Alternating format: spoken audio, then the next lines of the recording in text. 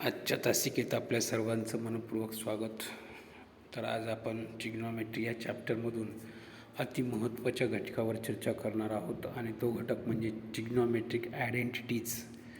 Trigonometry या चॅप्टरमध्ये एकूण 3 trigonometric identities किंवा ट्रिग्नॉमेट्रिक इक्वेशन्स आहेत.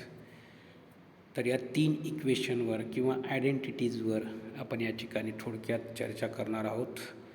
तर सुरुवातीला आपण पहिली आयडेंटिटी या ठिकाणी प्रूव्ह करणार आहोत. तर त्याच्यासाठी एक या ठिकाणी right angle triangle ABC consider केलेला आहे. या फिगरमध्ये तुम्ही पाहत आहात राईट अँगल ट्रायंगल ABC आहे, ज्यात B हा राईट अँगल आहे. अँगल बीचं मेजर 90 डिग्री दिलेलं आहे, म्हणजे B हा राईट अँगल आहे.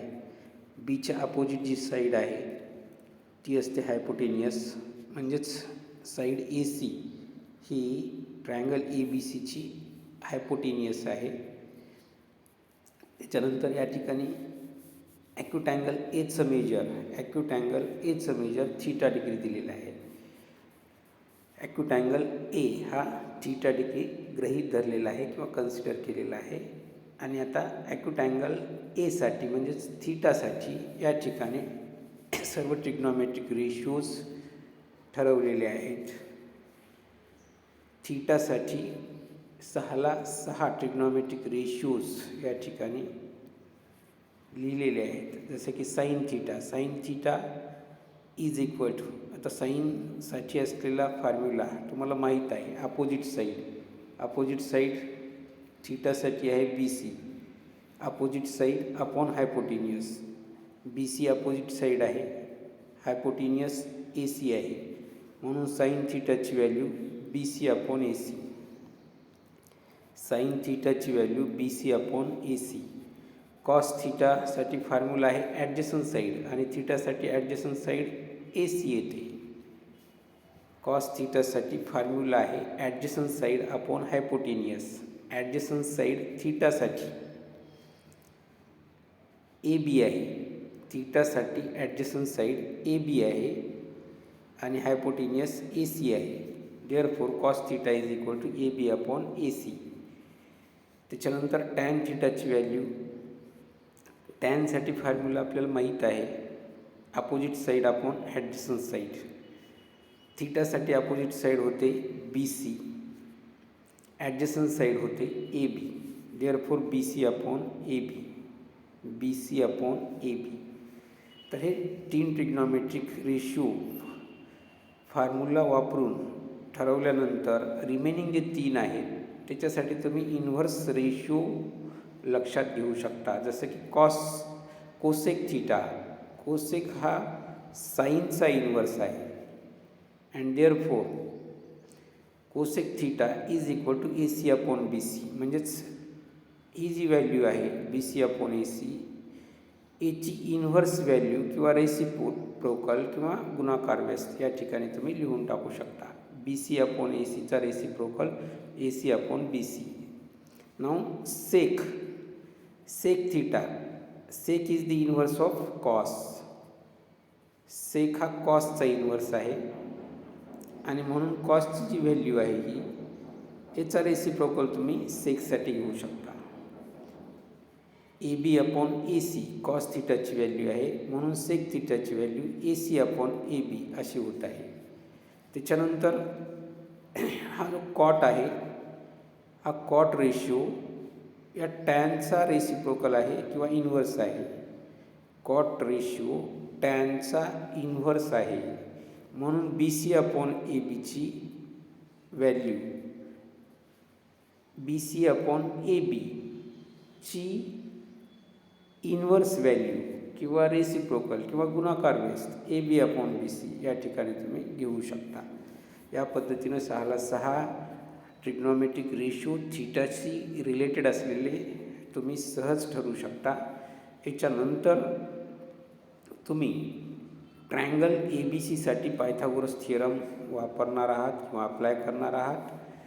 जसे की या ठिकाणी BC² plus AB² is equal to AC².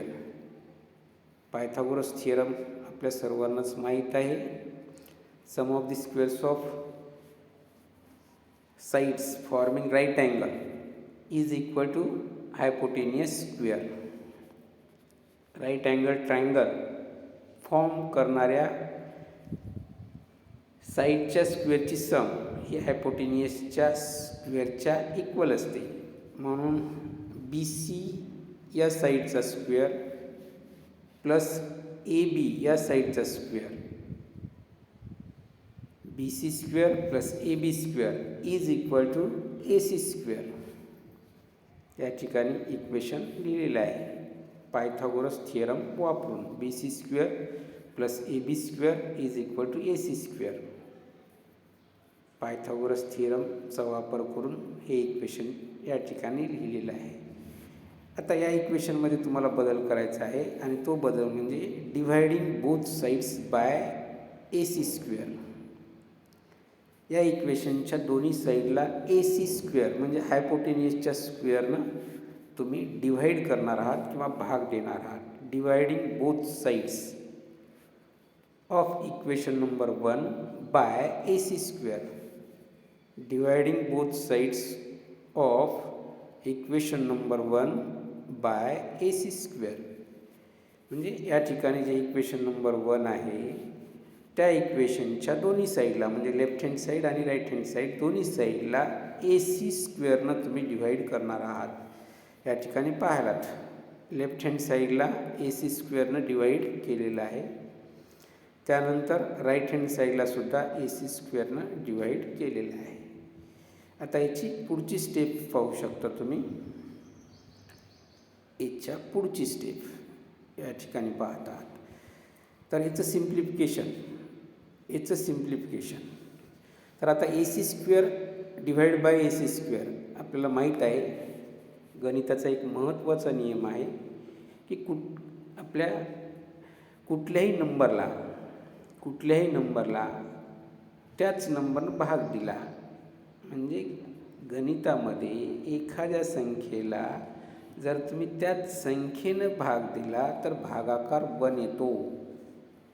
मग कुठलीही संख्या घ्या तुम्ही, कुठलाही रिअल नंबर घ्या, त्या नंबरला जर तुम्ही त्याच नंबरनं भाग दिला तर तो भागाकार 1 येतो.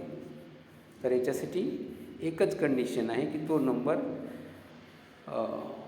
0 नसावा. 0 सोडून कुठलाही नंबर घेतला तुम्ही आणि त्या नंबरला त्याच नंबरनं भाग दिला तर येणारा भागाकार हा 1 असतो. आणि म्हणून या ठिकाणी ए C square upon A C square, A C common factor आहे म्हणून कॅन्सल होणार म्हणजे ह्याची व्हॅल्यू 1 येणार. ए सी स्क्वेअरनं ए सी स्क्वेअरला भाग दिला तर भागाकार 1 येतो. आणि म्हणून या ठिकाणी पुढच्या स्टेपमध्ये राईट हँड साईड तुम्हाला 1 दिसत आहे. हे 1 म्हणजे ए C square upon A C स्क्वेअरची value. ठीक आहे. आता लेफ्ट हँड साईडला 2 टर्म आहेत या स्टेपमध्ये आणि या 2 टर्मचा कॉमन डिनॉमिनेटर ए सी आहे. 2 टर्मचा कॉमन डिनॉमिनेटर ए सी आहे. तर तो कॉमन डिनॉमिनेटर तुम्ही प्रत्येक टर्मला या पद्धतीनं विभागून देऊ शकता. कॉमन डिनॉमिनेटर प्रत्येक टर्मला सेपरेट करून देता येतो आणि या पद्धतीने या ठिकाणी पुढच्या स्टेपमध्ये तो सेपरेट केलेला तुम्हाला दिसत आहे. ठीक आहे. आता सेपरेट केल्यानंतर तयार होणाऱ्या ज्या टर्म आहेत त्या या पद्धतीनं आहेत. B C square upon A C square plus A B square upon A C square is equal to 1. आता लॉज ऑफ इंडायसेसचा वापर करून यालाच तुम्ही या पद्धतीनं लिहू शकता. म्हणजे इथं काय करत आहेत, न्यूमरेटरमध्ये इंडेक्स 2 आहे, डिनॉमिनेटरमध्ये इंडेक्स 2 आहे. अंश आणि छेद दोन्हीमध्ये इंडेक्स म्हणजेच घातांक 2 आहे. म्हणून तुम्ही या ठिकाणी कॉमन इंडेक्स वापरू शकता. न्यूमरेटर आणि डिनॉमिनेटरसाठी कॉमन इंडेक्स 2 वापरता येतो. त्याच्यासाठी या ठिकाणी ब्रॅकेट वापरणं आवश्यक आहे. ब्रॅकेटचा वापर करून हा कॉमन इंडेक्स तुम्ही वापरू शकता. म्हणजेच B C upon A C whole square किंवा ब्रॅकेटचा स्क्वेअर असं आपल्याला लिहिता येतं. याच पद्धतीनं या टर्मलासुद्धा ब्रॅकेटचा वापर करून इंडेक्स कॉमन इंडेक्स घेता येतो 2. म्हणजेच B C upon A C whole square plus A B upon A C whole square is equal to 1 असं इक्वेशन आहे. आता या ठिकाणी बी सी अपॉन ए सीची व्हॅल्यू तुम्ही बी सी अपॉन ए सीची व्हॅल्यू या यादीमध्ये पाहू शकता की बी सी अपॉन ए सीची व्हॅल्यू किती आहे. या ठिकाणी तुम्ही पाहत आहात बी C upon A C. B C upon A सीची व्हॅल्यू साइन थीटा आहे आणि ए बी अपॉन ए सीची व्हॅल्यू कॉस थीटा आहे. तर या दोन व्हॅल्यूचा तुम्ही या ठिकाणी संदर्भ घेणार आहात. दोन व्हॅल्यूचा बी सी अपॉन ए सीची value sine theta, B C upon A सीची व्हॅल्यू साइन थीटा आणि ए बी अपॉन ए सीची व्हॅल्यू कॉस थीटा या ठिकाणी सबस्टिट्यूट केलेली आहे. तुम्ही या ठिकाणी पाहू शकता बी सी अपॉन ए सीची व्हॅल्यू तुम्ही साइन थीटा अशी ठरवलेली आहे किंवा साइन थीटाची value B C upon A C आहे ती या ठिकाणी सबस्टिट्यूट करत आहात किंवा ए बी अपॉन ए सीची व्हॅल्यू कॉस थीटा आहे. म्हणजेच आता तुमच्याकडं science with theta square plus cos theta square is equal to 1 असं इक्वेशन आहे. Sine theta square plus cos theta square is equal to 1. आणि याच इक्वेशनला वेगळ्या पद्धतीनं असं सुद्धा लिहिता येतं. म्हणजे साइन थीटा होल स्क्वेअरला तुम्ही साइन स्क्वेअर थीटा, याला तुम्ही काय वाचणार आहात साइन स्क्वेअर थीटा. इथं काय वाचत होतात साइन थीटा स्क्वेअर. आणि आता इथं काय वाचणार आहात sine square theta plus cos square theta is equal to 1. तर लिहिण्याची पद्धत फक्त वेगळी आहे. या दोन्ही इक्वेशनचा अर्थ एकच आहे. तर या ठिकाणी हे जे काही इक्वेशन लिहिले याच पद्धतीनं लिहिण्याची पद्धत रूढ आहे. Sine square theta plus cos square theta is equal to 1. आणि ही आहे ट्रिग्नॉमेट्रीमध्ये असलेली पहिली basic identity. Basic identity of trigonometry पक्की करत आहात, वहीवर लिहून घेत आहात. Sine square theta plus cos square theta is equal to 1. ठीक आहे. आता या बेसिक आयडेंटिटीचा वापर करून इतर आयडेंटिटीज कशा मिळवता येतात हे तुम्ही समजून घेणार आहात. तुमच्याकडे बेसिक आयडेंटिटी आहे sine square theta plus cos square theta is equal to 1. तर या आयडेंटिटीवर किंवा इक्वेशनवर काही ऑपरेशन करून दुसऱ्या आयडेंटिटीज आपल्याला मिळवता येतात. तर आता तुम्ही समजून घ्यायलात पहिलं ऑपरेशन तुम्हाला काय करायचं. पहिलं ऑपरेशन या ठिकाणी पाहायलात हे जे काही इक्वेशन तुमच्याकडं आहे त्या इक्वेशनच्या दोन्ही साईडला हे जे इक्वेशन आहे किंवा आयडेंटिटी नंबर 1 आहे या इक्वेशनच्या दोन्ही साईडला तुम्ही साइन स्क्वेअर थीटाने डिवाईड करणार आहात. फर्स्ट दोन्ही साईडला म्हणजे लेफ्ट हँड साईडला तुम्ही साइन स्क्वेअर थीटाने डिवाईड करणार आहात आणि राईट हँड साईडला सुद्धा साइन स्क्वेअर थीटानं डिवाईड करणार आहात. तर आता जेव्हा तुम्ही लेफ्ट हँड साईडला साइन स्क्वेअर थीटानं डिव्हाइड करता तेव्हा लेफ्ट हँड साईडमध्ये असलेल्या ज्या दोन टर्म आहेत त्यांचा common denominator sign square theta होतो आणि म्हणून तो साइन स्क्वेअर थीटा प्रत्येक टर्मला देता येतो. जसे की या ठिकाणी देत आहेत पाहायलात तुम्ही. First term divide by sine square theta, second term divide by sine square theta आणि right hand side divided by sine square theta. म्हणजेच दोन्ही साईडला साइन स्क्वेअर थीटानं डिवाइड करत आहेत किंवा यालाच तुम्ही म्हणू शकता इक्वेशनच्या प्रत्येक टर्मला साइन स्क्वेअर थिटानं डिवाईड करत आहेत. Dividing each term by sine square theta असं सुद्धा तुम्ही म्हणू शकता. ठीक आहे, आता याचं सिम्प्लिफिकेशन पाहिला. Sign square theta common factor आहे म्हणून तो कॅन्सल होतो आणि त्याची व्हॅल्यू 1 येते. म्हणजेच या ठिकाणी साइन स्क्वेअर थिटा या नंबरला साइन स्क्वेअर थिटा म्हणजे त्याच नंबरनं भाग दिला आणि म्हणून भागाकार 1 येत आहे. भागाकार 1 येत आहे. आता पुढं पाहायलात cos square theta upon sine square theta आहे. Cos square theta upon sine square theta. तर आपल्याकडं relation between sine cos tan यांच्यात असलेले रिलेशन तुम्हाला माहीत आहे. Cos upon sine is equal to cot हे एक रिलेशन आहे. पहा, cos theta upon sine theta is equal to cot theta. म्हणजेच कॉस थिटाला जर साइन थिटानं भाग दिला तर येणारा भागाकार हा कॉट थिटा असतो. यालाच तुम्ही relation between sine cos and cot असं म्हणू शकता. Cos divided by sine is equal to cot असं एक इंटर रिलेशन आहे. आणि त्या इंटर रिलेशनचा वापर करून cos square theta upon sine square theta is equal to cot square theta असं तुम्ही म्हणू शकता. म्हणजेच ही कॉट स्क्वेअर थिटा ही जी टर्म आहे ती टर्म ठरवण्यासाठी इंटर रिलेशनचा वापर केलेला आहे. आणि ते इंटर रिलेशन म्हणजे cos upon sine is equal to cot हे इंटर रिलेशन आहे. तर ही सेकंड टर्म तुमच्या लक्षात आली. आता पाहायलात right hand side 1 upon sine square theta अशी होती. 1 अपॉन साइन स्क्वेअर थिटा. तर आपल्याकडं रिलेशन आहे 1 upon sine theta is equal to cosec theta. कारण साईनचा इन्व्हर्स कोसेक आहे.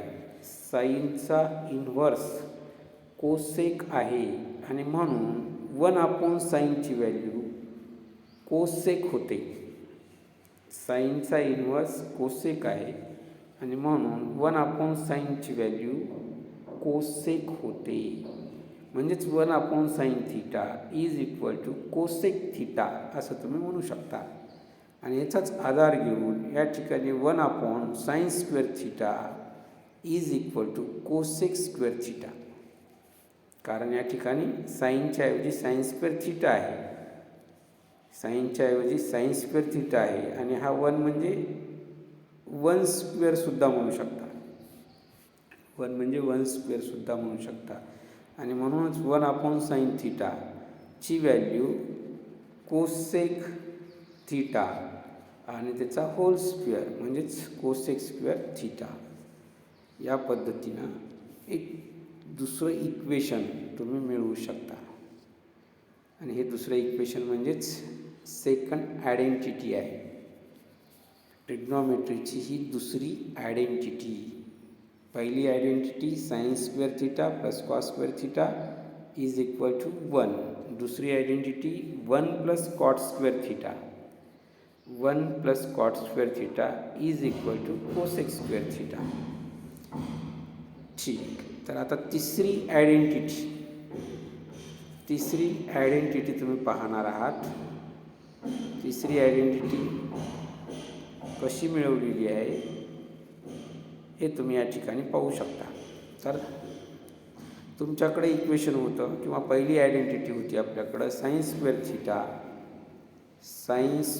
Theta plus cos square theta is equal to 1. तर या पहिल्या आयडेंटिटीमध्ये असलेल्या प्रत्येक टर्मला या ठिकाणी कॉस स्क्वेअर थिटानं डिवाईड करत आहेत. याच्या अगोदर आपण साइन स्क्वेअर थिटानं डिवाईड केलेलं होतं.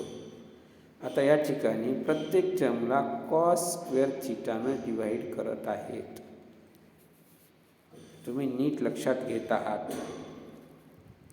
दुसरी जी आयडेंटिटी आहे ती मिळवण्यासाठी पहिल्या आयडेंटिटीला म्हणजे बेसिक आयडेंटिटीला साइन स्क्वेअर थिटानं डिव्हाइड केलेलं आहे आणि तिसरी आयडेंटिटी मिळवण्यासाठी कॉस स्क्वेअर थिटानं डिवाइड करत आहे. हा फरक तुम्ही या ठिकाणी लक्षात घेत आहात. अगोदर साइन स्क्वेअर थिटानं डिवाइड केलेलं होतं, आता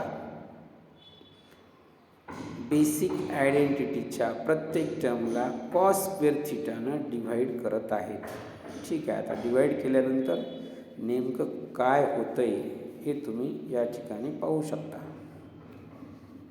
हे पहा, basic identity sine square theta plus cos square theta is equal to 1 होती. त्या बेसिक आयडेंटिटीच्या प्रत्येक टर्मला कॉस स्क्वेअर थिटानं डिवाइड करत आहेत. पहिल्या टर्मला कॉस स्क्वेअर थिटानं डिवाइड केलं, दुसऱ्याही टर्मला केलं आणि ही पुढची जी राईट हँड साईड आहे तिलासुद्धा कॉस स्क्वेअर थिटानं डिवाइड केलं. तर या ठिकाणी ही cos square theta divide by cos square theta 1 होतात. Cos square theta divide by cos square theta याची व्हॅल्यू ही 1 येते, कारण कॉमन फॅक्टर आहे तो कॅन्सल होतो किंवा एखाद्या संख्येला त्याच संख्येनं जर भाग दिला तर तो भागाकार 1 येतो, म्हणून या ठिकाणी 1 येत आहेत. तर राहिला प्रश्न या टर्मचा. तर इथं तुम्ही interrelation between sine cosine टॅनचा वापर करू शकता. आपल्याला माहीत आहे sine divided by cos, sine divided by cos is equal to tan.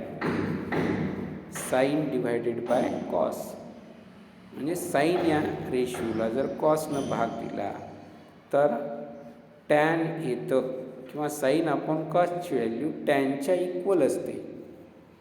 आणि हे एक साइन कॉस आणि टॅन यांच्यात असलेलं इंटर रिलेशन आहे किंवा परस्पर संबंध आहे.